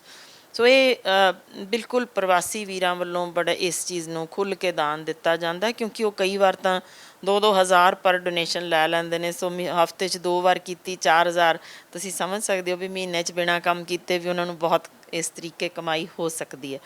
ਸਾਡੇ ਪੰਜਾਬੀਆਂ ਵਿੱਚ ਕੁਝ ਅਜੇ ਮਨ ਵਿੱਚ ਤੌਖਲਾ ਹੈ, ਅਸੀਂ ਉਸ ਪਾਸੇ ਅਜੇ ਨਹੀਂ ਸੋਚ ਰਹੇ ਕਿ ਸਾਡੇ ਵੀ ਨੌਜਵਾਨ ਹਨ ਜੋ ਇਸ ਪਾਸੇ ਜੇ ਧਿਆਨ ਕਰਨ, ਨੌਜਵਾਨ ਬੱਚੇ ਵੀ ਕਰਨ, ਤਾਂ ਇਹ ਅਸੀਂ ਜੀਨ ਪ੍ਰੀਜ਼ਰਵ ਕਰ ਸਕਾਂਗੇ। ਸੋ ਇਹ ਇੱਕ ਵੱਡੀ ਦੇਖੋ, ਇਸ ਬਾਰੇ ਜਾਗਰਤੀ ਫਿਲਮ ਵੀ ਸਾਡੇ ਤਾਂ ਬਣ ਚੁੱਕੀ ਕਿ ਇਸ ਬਾਰੇ ਲੋਕਾਂ ਨੂੰ ਸਮਝ ਹੋਵੇ ਸਪਰਮ ਡੋਨੇਸ਼ਨ ਹੁੰਦੀ ਕੀ ਹੈ ਅਤੇ ਇਹਨੂੰ ਕਿਉਂ ਮਾੜਾ ਗਿਣ ਰਹੇ ਹੋ। ਨੋਰਮਲ ਵਰਤਾਰਾ ਗਿਣਨਾ ਚਾਹੀਦਾ। ਜੇ ਸਾਇੰਸ ਤਰੱਕੀ ਕਰ ਰਹੀ ਹੈ ਤਾਂ ਕਿਉਂ ਨਾ ਇਹਦੀ ਉਸੇ ਤਰ੍ਹਾਂ ਜਿਵੇਂ ਐਗ ਔਰਤ ਤੋਂ ਲਿਆ ਜਾ ਸਕਦਾ, ਸਪਰਮ ਮਰਦ ਤੋਂ ਲਿਆ ਜਾ ਸਕਦਾ। ਸੋ ਦੋਨੋਂ ਚੀਜ਼ਾਂ ਤੁਸੀਂ ਹੁਣ ਤਾਂ ਬੇਟੀਆਂ ਬਹੁਤ ਜਿਹੜੀਆਂ ਲੇਟ ਵਿਆਹ ਕਰਦੀਆਂ ਨੇ, ਆਪਣੇ ਐਗਜ਼ ਉਹ ਰਖਵਾ ਦਿੰਦੀਆਂ ਨੇ। ਇਹੋ ਜਿਹੇ ਹਨ ਬੈਂਕਸ ਜਿੱਥੇ ਉਹ ਪਰਮਾਨੈਂਟਲੀ ਉਹਨੂੰ ਫਰੀਜ਼ ਕੀਤਾ ਜਾਂਦਾ ਕਿ ਮੈਂ ਜੇ ਫਰਜ਼ ਕਰੋ ਬੱਚਾ ਕਰਨਾ ਹੀ 40 ਸਾਲ 'ਤੇ ਹੈ ਤਾਂ ਫਿਰ ਉਹ ਆਪਣਾ ਐਗ ਆਪਣਾ ਉਹੀ ਯੂਜ਼ ਕਰਕੇ IVF ਕਰਾ ਕੇ ਬੱਚੇ ਕਰ ਰਹੇ ਨੇ, ਹੁਣ ਵੀ ਕਰ ਰਹੇ ਨੇ। ਸੋ ਇਹ ਤਾਂ ਨੋਰਮਲ ਜਿਹਾ ਰੁਝਾਨ ਹੈ ਡਾਕਟਰੀ 'ਚ। ਪਰ ਗੱਲ ਸਿਰਫ ਉਦੋਂ ਹੁੰਦੀ ਹੈ ਜਦੋਂ ਤੁਸੀਂ ਇੱਕ ਥਾਂ ਦਾ, ਇੱਕ ਸੂਬੇ ਵਿੱਚ, ਜਦੋਂ ਬਾਹਰੀ ਸੂਬੇ ਦੇ ਵੱਡੀ ਪੱਧਰ 'ਤੇ ਤੁਸੀਂ ਦੋ ਚੀਜ਼ਾਂ ਦੇਖੋ ਵਿੱਚ ਮਿਕਸ ਆਪਾਂ ਨਾ ਕਰੀਏ। ਪਹਿਲੀ ਚੀਜ਼, ਸਾਡੇ ਪ੍ਰਵਾਸ ਹੋਣਾ ਜਾਂ ਕਿਤੋਂ ਆਉਣਾ ਬਿਲਕੁਲ ਮਾੜਾ ਨਹੀਂ ਹੈ। ਬਾਹਰੋਂ ਇੱਧਰ ਆਉਣਾ ਜਾਂ ਇੱਧਰੋਂ ਅੰਦਰ ਜਾਣਾ ਕਿਤੇ ਵੀ ਬਿਲਕੁਲ ਨੋਰਮਲ ਰੁਝਾਨ ਹੈ, ਹੋਣਾ ਚਾਹੀਦਾ ਵੀ ਹੈ। ਪਰ ਉਹਦੇ ਵਿੱਚ ਇੱਕ ਜੀਨ ਦੀ ਤਬਦੀਲੀ ਹੋਣੀ, ਯਾਨੀ ਇੱਕ ਨੇ ਜਾਣਾ, ਫਰਜ਼ ਕਰੋ ਇੱਥੇ ਆਏ ਨੇ ਜੇ 10 ਨਿਆਣੇ ਜੰਮੇ, ਜਾਂ ਬਾਹਰ ਗਏ ਨੇ ਜਿਹੜਾ ਇੱਥੋਂ ਪ੍ਰਵਾਸ ਹੋ ਕੇ ਗਿਆ ਉਹਨੇ ਸਿਰਫ 2 ਹੀ ਜੰਮੇ। ਤੁਸੀਂ ਫ਼ਰਕ ਸਮਝ ਰਹੇ ਹੋ ਕਿ ਉਹ 10 ਨੇ ਅੱਗੋਂ ਜੇ ਫਰਜ਼ ਕਰੋ 20 ਜੰਮੇ, ਤਾਂ ਉੱਧਰ ਬਾਹਰ ਗਏ ਨੇ 2 ਦੇ ਅੱਗੋਂ 4 ਜੰਮੇ ਜਾਂ 2 ਹੀ ਜੰਮੇ। ਤੁਹਾਨੂੰ ਸਮਝ ਆਉਂਦੀ ਹੈ ਕਿ ਕਿਹਦੀ ਗਿਣਤੀ ਵਧੇਗੀ।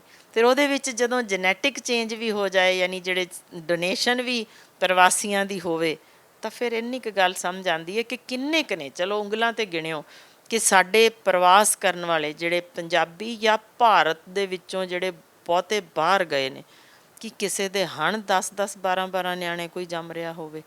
ਤਾਂ ਫਿਰ ਇੰਨੀ ਕੁ ਗੱਲ ਤਾਂ ਸੌਖਿਆਂ ਸਮਝ ਆ ਜਾਂਦੀ ਹੈ ਕਿ ਆਪਾਂ ਨੂੰ ਕੀ ਵਰਤਾਰਾ ਹੋਣ ਵਾਲਾ ਜੇ ਆਉਣ ਵਾਲੇ ਸਮੇਂ ਵਿੱਚ। ਸੋ ਥੋੜ੍ਹੀ ਜਿਹੀ ਜੇ ਆਪਾਂ ਸਮਝ ਰੱਖੀਏ ਤਾਂ ਆਪਾਂ ਕਾਫੀ ਕੁਛ ਤਬਦੀਲੀ ਅੱਜ ਵੀ ਲਿਆ ਸਕਦੇ ਹਾਂ। ਲੱਗਦਾ ਵੀ ਪੰਜਾਬੀਆਂ ਦੇ ਫਿਰ ਵਿੱਚ ਸ਼ਰਮ ਤੇ ਅਣਖ ਕਹਿ ਲਈਏ। ਬਿਲਕੁਲ, ਦੇਖੋ ਪੰਜਾਬ 'ਚ ਵਸਦਾ ਹਰ ਸਾਡਾ ਹਿੰਦੂ ਮੱਤ ਨੂੰ ਮੰਨਣ ਵਾਲਾ ਵੀਰ ਭੈਣ ਹੋਏ, ਭਾਵੇਂ ਮੁਸਲਮਾਨ ਵੀਰ ਭੈਣ ਹੋਵੇ ਜਾਂ ਕੋਈ ਈਸਾਈ ਮੱਤ ਮੰਨਣ ਵਾਲਾ ਵੀਰ ਭੈਣ ਹੋਏ, ਪੰਜਾਬੀਆਂ ਦੀ ਤਾਂ ਅਣਖ ਵੱਖ ਹੀ ਹੁੰਦੀ ਹੈ। ਤੁਸੀਂ ਇੱਥੋਂ ਦਾ ਸਾਡਾ ਹਿੰਦੂ ਵੀਰ ਜਾਂ ਕਿਸੇ ਹੋਰ ਇਲਾਕੇ ਦਾ ਹਿੰਦੂ ਵੀਰ ਮਿਲਾ ਕੇ ਦੇਖ ਲਿਓ, ਪੰਜਾਬੀਆਂ ਦੀ ਸ਼ਾਨ ਵੱਖਰੀ ਹੁੰਦੀ ਜੇ, ਇਹਨਾਂ ਦੀ ਅਣਖ ਵੱਖਰੀ ਹੁੰਦੀ ਜੇ। ਪਰ ਇਹਨਾਂ ਦੀ ਅਣਖ ਦੇ ਨਾਲ ਕੁਝ ਚੀਜ਼ਾਂ, ਕਿਉਂਕਿ ਪੰਜਾਬੀ ਖੁੱਲ੍ਹ ਦਿਲੇ ਹੁੰਦੇ ਨੇ, ਇਹ ਪਿਆਰ ਕਰਨ ਵਾਲੇ ਨੇ, ਦੂਜੇ 'ਤੇ ਦੋਸਤ 'ਤੇ ਨਿਛਾਵਰ ਕਰਨ ਵਾਲੇ ਨੇ। ਤੁਸੀਂ ਕਿਸੇ ਹੋਰ ਥਾਂ 'ਤੇ ਬਹਿ ਕੇ ਵੇਖ ਲਿਓ, ਜਿਵੇਂ ਖੁੱਲ੍ਹ ਕੇ ਪੰਜਾਬੀ ਹੱਸ ਸਕਦੇ ਨੇ ਨਾ, ਕੋਈ ਵਿਰਲਾ ਹੀ ਹੋਰ ਇਸ ਤਰੀਕੇ ਦਾ ਬਿਹੇਵੀਅਰ, ਜੋ ਪੰਜਾਬੀ ਨੱਚ ਸਕਦੇ ਨੇ ਉਹ ਕੋਈ ਹੋਰ ਉਸ ਤਰੀਕੇ ਨਹੀਂ ਕਰ ਸਕਦਾ। ਸੋ ਇਹਨਾਂ ਦੀ ਕੁਝ ਸ਼ਾਨ ਵੱਖਰੀ ਹੈ। ਪਰ ਜਦੋਂ ਇਸ ਸ਼ਾਨ ਦੇ ਵਿੱਚ ਕੋਈ ਵੱਟਾ ਲੱਗ ਰਿਹਾ ਹੋਏ ਜਾਂ ਇਸ ਸ਼ਾਨ ਦੇ ਵਿੱਚ ਕੋਈ ਤਬਦੀਲੀ ਦਿਸਣ ਲੱਗ ਗਈ ਹੋਏ ਕਿ ਆਉਣ ਵਾਲੀ ਤੀਜੀ ਪੁਸ਼ਤ ਵਿੱਚ ਸ਼ਾਇਦ ਇਹ ਲੱਛਣ ਨਾ ਰਹਿਣ, ਫਿਰ ਤਕਲੀਫ ਹੁੰਦੀ ਹੈ। ਫਿਰ ਦਿਲ ਕਰਦਾ ਕਿ ਭਾਵੇਂ ਤੁਸੀਂ ਧਰਮ ਕੋਈ ਵੀ ਹੋਵੇ, ਪਰ ਪੰਜਾਬੀ ਪੁਣਾ ਨਹੀਂ ਸਾਨੂੰ ਛੱਡਣਾ, ਪੰਜਾਬੀ ਪੁਣਾ ਤਾਂ ਸਾਂਭਣਾ ਹੀ ਪੈਣਾ। ਜਿਸ ਤਰ੍ਹਾਂ ਤੁਸੀਂ ਸਪਰਮਸ ਦੀ ਗੱਲ ਕੀਤੀ ਹੈ ਕਿ 2-2 ਹਜ਼ਾਰ 4-4 ਹਜ਼ਾਰ ਰੁਪਇਆ ਲੈ ਕੇ ਉਹ ਸਪਰਮਸ ਜਿਹੜਾ ਕਿ ਡੋਨੇਟ ਕਰਦੇ ਨੇ, ਕਿ ਇਹਨਾਂ ਦੇ ਜਿਵੇਂ ਕੋਈ ਸੈਂਟਰਸ ਵਗੈਰਾ ਰੱਖੇ ਗਏ ਨੇ? ਜੀ ਬਿਲਕੁਲ, ਦੇਖੋ ਕਈ ਕਿਸਮਾਂ ਨੇ ਜੋ ਇਹਨਾਂ ਦੀਆਂ ਕਰਦੇ ਨੇ, ਕਿਉਂਕਿ ਭਾਰਤ ਵਿੱਚ ਕਾਨੂੰਨ ਬੜਾ ਹੁਣੇ ਜਿਹੀ ਬਣਿਆ, ਜੇ 2 ਕੁ ਮਹੀਨੇ ਪਹਿਲਾਂ ਨਹੀਂ ਸੀ। ਸੋ ਕਈ ਸਨ ਜਿਹੜੇ ਤੁਸੀਂ ਵੇਖ ਵੀ ਸਕਦੇ ਹੋ, ਜਰਮਨੀ ਦੀਆਂ ਰਿਪੋਰਟਸ ਨੇ, ਹੋਰ ਵੀ ਕਈ ਥਾਂ ਦੀਆਂ ਸਾਡੇ ਕੋਲ ਰਿਪੋਰਟਸ ਨੇ, ਜਿੱਥੇ ਕਈ ਵਾਰ direct sperms rather than frozen ਅਗਲੇ ਡਾਇਰੈਕਟ ਹੀ ਲੈ ਲੈਂਦੇ ਨੇ, ਚੂਜ਼ ਕਰਦੇ ਨੇ ਇਹ ਇਸ ਤਰੀਕੇ। ਮਤਲਬ ਚੂਜ਼ ਵੀ ਕੀਤਾ ਜਾਂਦਾ, ਇਹਦੇ 'ਚ ਵੀ ਚੂਜ਼ ਕੀਤਾ, ਇਹਦੇ 'ਚ ਵੀ ਕੋਈ ਕੁਆਲਿਟੀਜ਼ ਹੁੰਦੀਆਂ ਨੇ, ਚੂਜ਼ ਕੀਤਾ ਜਾਂਦਾ ਹੈ। ਬਿਲਕੁਲ ਬਿਲਕੁਲ, ਜਿਹੜੇ ਬ੍ਰੋਕਰਸ ਹੁੰਦੇ ਨੇ ਹਰ ਥਾਂ ਤੇ ਅਵੇਲੇਬਲ ਨੇ, ਉਹ ਚੂਜ਼ ਕਰਦੇ ਨੇ। ਹਾਂਜੀ, ਜਿਹੜੇ ਕੋਈ ਜ਼ਿਆਦਾ ਪੇ ਕਰ ਸਕਦੇ ਨੇ, ਬਈ ਤੁਸੀਂ ਕਿੱਦਾਂ ਦਾ ਚਾਹੀਦਾ, ਅਗਲੇ ਦੱਸਦੇ ਨੇ ਨੀਲੀਆਂ ਅੱਖਾਂ ਚਾਹੀਦੀਆਂ, ਇਸ ਤਰੀਕੇ ਦੇ ਵਾਲ ਹੋਣ, ਯਾਨੀ ਕੋਈ ਮੁੰਡਾ ਇਸ ਤਰੀਕੇ ਦਾ ਜੇ ਹੋਏ, ਉਸ ਤੇ ਸਪਰਮਸ ਲਿਆਓਗੇ ਤਾਂ ਸਾਨੂੰ ਇਦਾਂ ਦਾ ਚਾਹੀਦਾ। ਇਹ ਜਿਹੜੇ ਬਹੁਤ ਜ਼ਿਆਦਾ ਪੇ ਕਰ ਸਕਦੇ ਹੋਣ, ਟੋਟਲੀ ਹਿਡਨ ਕੰਮ। ਕਿੰਨਾ ਪੇ ਹੋ ਜਾਂਦਾ ਹੈ? ਦੇਖੋ, ਮੈਂ ਤਾਂ ਇਸ ਧੰਦੇ 'ਚ, ਮੈਂ ਸ਼ਬਦ ਗਲਤ ਵਰਤ ਰਹੀ ਹਾਂ, ਧੰਦੇ 'ਚ ਨਹੀਂ ਹਾਂ, ਪਰ ਜੋ ਓਵਰ ਹੀਅਰ ਕਰਦਾ ਹੈ, ਉਹ ਖਬਰਾਂ ਜੋ ਵਿੱਚੋਂ ਵਿੱਚੋਂ ਨਿੱਤਰ ਕੇ ਆਉਂਦੀਆਂ ਨੇ, ਇਹੋ ਜਿਹੇ ਹਾਈ ਫਾਈ ਜੋ ਕੇਸਿਸ ਵਿੱਚ ਕਈ ਵਾਰ ਡਾਇਰੈਕਟ ਇੱਦਾਂ ਦੇ ਜੋ ਬ੍ਰੋਕਰਸ ਨੇ ਕਾਫੀ ਲੱਖਾਂ ਵਿੱਚ ਬਣਾ ਜਾਂਦੇ ਨੇ, 1.5 2 ਲੱਖ ਤੱਕ ਬਣਾ ਜਾਂਦੇ ਨੇ। ਪਰ ਉਹਦੇ ਵਿੱਚ ਕੌਣ ਜੇ ਜਿਹੜਾ ਕਹਿ ਸਕੇਗਾ ਕਿ ਹਾਂ ਜੀ ਮੈਂ ਵਾਕਈ ਉਸ ਬੰਦੇ ਦਾ ਦਿੱਤਾ? ਕੀ ਸਬੂਤ ਹੋਏਗਾ ਸਾਡੇ ਕੋਲ? ਉਹ ਤਾਂ ਨਿਆਣਾ ਜੰਮੇਗਾ ਤੇ ਫੇਰ ਹੀ ਪਤਾ ਲੱਗੇਗਾ ਕੀ ਹੋਇਆ ਜਾਂ ਕੀ ਨਹੀਂ ਹੋਇਆ, ਤੇ ਉਦੋਂ ਤੁਸੀਂ ਕੀ ਕਰ ਸਕਦੇ ਹੋ। ਸੋ ਇਹ ਬ੍ਰੋਕਰਸ ਦਾ ਕੰਮ ਹੁੰਦਾ ਹੀ ਇੱਦਾਂ ਦਾ ਕਿ ਉਹ ਜਿਵੇਂ ਵੀ ਜੋ ਵੀ ਕਰਨਾ ਚਾਹਣ। ਪਰ ਇਹੋ ਜਿਹੀਆਂ ਚੀਜ਼ਾਂ ਵੀ ਸ਼ੁਰੂ ਵਿੱਚ ਹੋ ਚੁੱਕੀਆਂ ਨੇ। ਜਦੋਂ ਵੀ ਕਿਸੇ ਵੀ ਕਿਸਮ ਦਾ ਕੰਮ ਹੋਵੇ, ਉਹਦੇ ਵਿੱਚ ਇੱਕ ਮਾੜਾ ਨੁਕਤਾ ਤਾਂ ਹਮੇਸ਼ਾ ਹੀ ਆਉਂਦਾ ਜੇ, ਨਹੀਂ ਕਿ 100% ਹਰ ਕੰਮ ਸਹੀ ਚੱਲਦਾ। ਤੇ ਇੱਕ ਗੱਲ ਹੋਰ, ਜਿਸ ਤਰ੍ਹਾਂ ਤੁਸੀਂ ਕੀਤਾ ਵੀ ਨਸ਼ੇ ਨੂੰ ਲੈ ਕੇ, ਵੀ ਨਸ਼ੇ ਕਰਕੇ ਸਾਡੇ ਪੰਜਾਬੀ ਜਿਹੜੇ ਨੌਜਵਾਨ ਨੇ ਉਹ ਲਗਾਤਾਰ ਜਿਹੜਾ ਇਫੈਕਟਿਵ ਹੋ ਰਹੇ ਨੇ, ਕੋਈ ਔਰਤਾਂ ਦੇ ਵਿੱਚ ਵੀ ਐਵੇਂ ਦਾ ਇਫੈਕਟ ਹੋਇਆ ਕਦੇ ਨਸ਼ੇ ਕਰਕੇ? ਕੋਈ ਤੁਹਾਡੇ ਕੋਲ ਐਵੇਂ ਦਾ ਕੇਸ ਆਇਆ ਹੋਵੇ ਵੀ ਨਸ਼ੇ ਕਰਕੇ ਉਹ ਮਾਂ ਨਾ ਬਣ ਸਕਦੀ ਹੋਵੇ, ਕੋਈ ਇਸ ਤਰ੍ਹਾਂ ਦਾ ਕੋਈ ਕੇਸ ਦੇਖਿਆ ਕਦੇ? ਦੇਖੋ, ਮੇਰੇ ਕੋਲ ਲਿਆਉਣ ਦੀ ਕੋਈ ਖਾਸ ਗੱਲ ਨਹੀਂ, ਇਸ ਕਰਕੇ ਕਿ ਉਹ ਤਾਂ ਹੁਣ ਓਪਨ ਫੈਕਟ ਹੈ। ਜਦੋਂ ਪੰਜਾਬ ਦੇ ਵਿੱਚ ਔਰਤਾਂ ਲਈ ਹੀ ਬਣ ਚੁੱਕਾ, ਬੇਟੀਆਂ ਲਈ ਜਦੋਂ ਨਸ਼ਾ ਛਡਾਊ ਕੇਂਦਰ, ਤਾਂ ਮੇਰੇ ਕੋਲ ਆਉਣ ਦਾ ਕੀ ਵੱਖ ਗੱਲ ਰਹਿ ਜਾਣੀ ਹੈ? ਓਪਨ ਤਾਂ ਟਰੂਥ ਹੈ ਕਿ ਹਾਂਜੀ ਬੇਟੀਆਂ ਕਰ ਰਹੀਆਂ ਨੇ, ਉਹਨਾਂ ਨੂੰ ਇੰਨੀ ਜ਼ਿਆਦਾ ਗਿਣਤੀ ਹੈ ਵੀ ਵੱਖ ਕਰਨਾ ਸ਼ੁਰੂ ਕਰ ਦਿੱਤਾ। ਫਿਰ ਵੀ ਅਜੇ ਬਹੁਤ ਭਾਰੀ ਗਿਣਤੀ 'ਚ ਮਾਪੇ ਨੇ ਜਿਹੜਾ ਬੇਟੀਆਂ ਵੱਲੋਂ ਕੀਤੇ ਨਸ਼ੇ ਨੂੰ ਲੁਕਾ ਕੇ ਕਿਸੇ ਹੀ ਤਰੀਕੇ ਦੁਹਾਜੂ ਨਾਲ, NRI ਨਾਲ, ਜਿਹਦੇ ਨਾਲ ਮਰਜ਼ੀ ਮੜ ਕੇ ਤੋਰ ਦਿਓ। ਸੋ ਅਜੇ ਵੀ ਉਹ ਪੱਖ ਸਾਡਾ ਤੁਰਦਾ ਪਿਆ ਜੇ ਕਿ ਬਜਾਏ ਇਲਾਜ ਕਰਨ ਦੇ ਉਹਨਾਂ ਨੂੰ ਛੇਤੀ ਤੋਰ ਦੇਣਾ ਬਿਹਤਰ ਸਮਝਦੇ ਨੇ। ਬਹੁਤ ਬਹੁਤ ਸ਼ੁਕਰੀਆ ਗੱਲਬਾਤ ਕਰਨ ਦੇ ਲਈ। ਤਾਂ ਡਾਕਟਰ ਹਰਸ਼ਿੰਦਰ ਕੌਰ, ਤਾਂ ਕਈ ਮੁੱਦਿਆਂ 'ਤੇ ਅੱਜ ਖੁੱਲ੍ਹ ਕੇ ਗੱਲਬਾਤ ਹੋਈ, ਚਰਚਾ ਹੋਈ। ਤਾਂ ਅਜਿਹੀਆਂ ਔਰ ਅਪਡੇਟਸ ਦੇ ਲਈ ਜੁੜੇ ਰਹੋ ਔਨ ਏਅਰ ਦੇ ਨਾਲ। ਕੈਮਰਾ ਪਰਸਨ ਨਿਸ਼ਾਨ ਸਿੰਘ ਦੇ ਨਾਲ ਪਰਵਿੰਦਰ ਸਿੰਘ ਚੱਡਾ, ਔਨ ਏਅਰ ਪਟਿਆਲਾ।